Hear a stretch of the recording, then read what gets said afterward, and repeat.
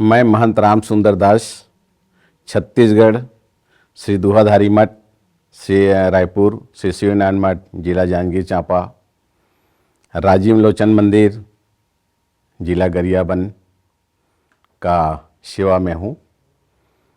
और मैं अपने सहयोगी श्री निर्मल दास वैष्णव जी के साथ में आध्यात्मिक यात्रा के लिए हम लोग हरिद्वार आए हुए हैं। आज हमारा तीसरा दिन है और शांति कुंज हरिद्वार में हम लोगों का निवास है और वहाँ हम लोग यहाँ हैं और शांति कुंज में ही रह करके आज 3 दिन हम लोग हरिद्वार ऋषिकेश पूरा भ्रमण किए हैं।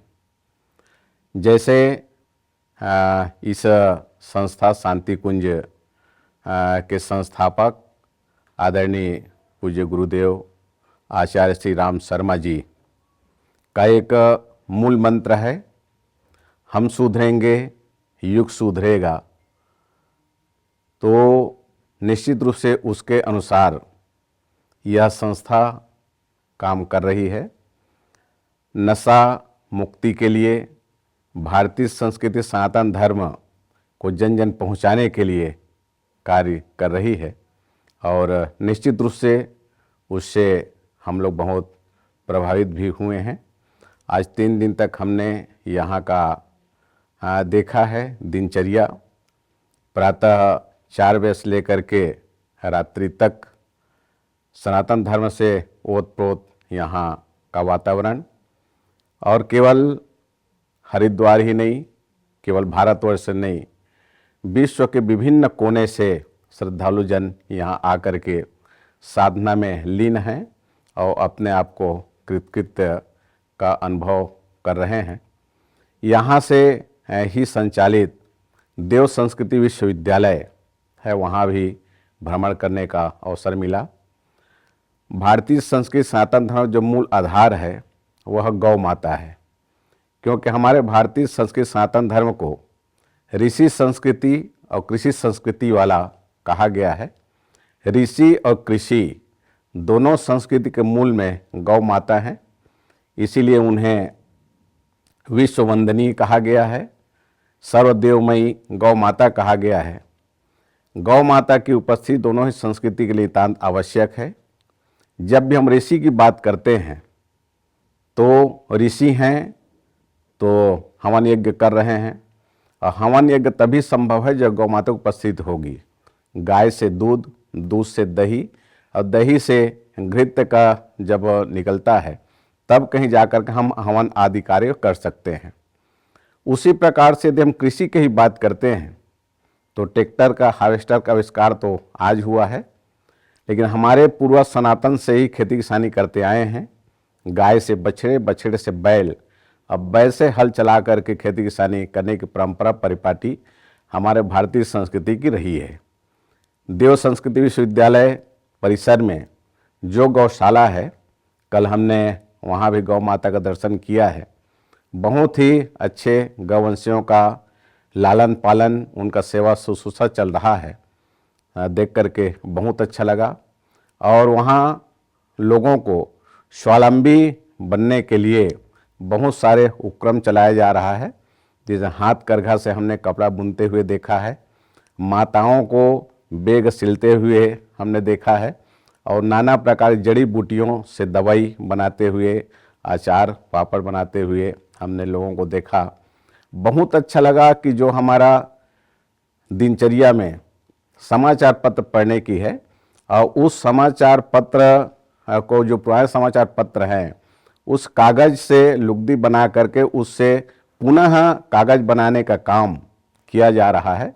देख करके बहुत अच्छा लगा कि जिसका कोई उपयोग नहीं है उस चीज़ का भविष्य में कैसा उसका सदुपयोग किया जा सकता है मानव हित के लिए। ये भी हमने कल उस विश्वविद्यालय परिसर में देखा। वहाँ भगवान शंकर जी, महाकाल का भी हमने दर्शन किया, और डॉक्टर चिन्मय जी जो वहाँ की व्यवस्था देख रहे हैं भाई साहब, उनसे भेंट मुलाकात हुई। उनसे भी भारतीय संस्कृति सनातन धर्म को लेकर के चर्चा विचार विमर्श हुआ, बहुत अच्छा लगा। और यहाँ के जितने भी कार्यकर्ता हैं, पदाधिकारी हैं, सबसे भेंट करके बहुत अच्छा लगा।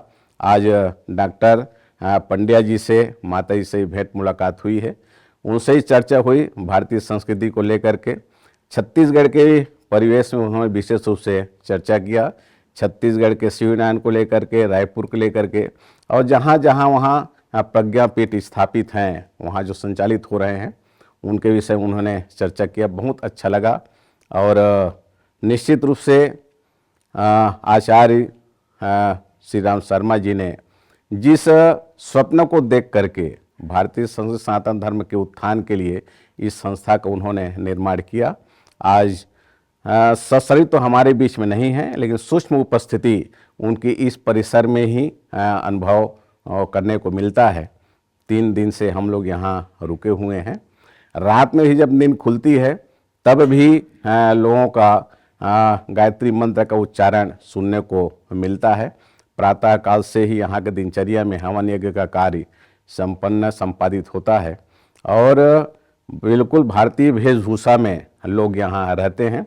विदेशी लोग भी आते हैं तो वो भी भारतीय संस्कृति को अपने में धारण करते हुए भारतीय संस्कृति के वेशभूषा में वो रह करके यहाँ की सेवा कार्य करते हैं और सेवाभावी लोग हैं। यहाँ का प्रत्येक परिसर का प्रत्येक चीज़ हमारे भारतीय संस्कृति से ओतप्रोत है।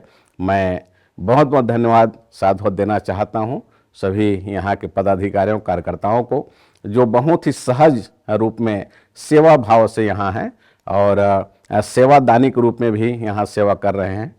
मैं इस संस्था के इस चैनल के माध्यम से युवाओं से मैं आग्रह करना चाहता हूँ कि नशा से दूर रहें, नशा जैसे व्यसन को अपने जीवन में ना आने दें और स्वस्थ होकर के, सानंद होकर के अपने दायित्वों का निर्वाह करते रहें और अपने माता पिता के आज्ञा पालन करके, गुरुजनों का आज्ञा पालन करके संस्था के नाम को भी आगे बढ़ाएं, अपने जन्मभूमि का, अपने प्रदेश का, देश का नाम आगे बढ़ाते हुए लोगों को ही प्रेरित करें, जो अपने अगल बगल हैं, जो हमारे पड़ोस में हैं, उनको कि कोई नशा न करें और नशा से मुक्त होकर के अपना एक स्वस्थ और सानंद जीवन व्यतीत करें। ऐसे मैं युवा पीढ़ी से आग्रह और कामना भी करना चाहता हूँ। धन्यवाद। हमारे YouTube चैनल शांति कुंज वीडियो गायत्री परिवार को सब्सक्राइब करें एवं बेल आइकन जरूर दबाएं ताकि गायत्री परिवार की विभिन्न गतिविधियों की जानकारी आपको मिलती रहे।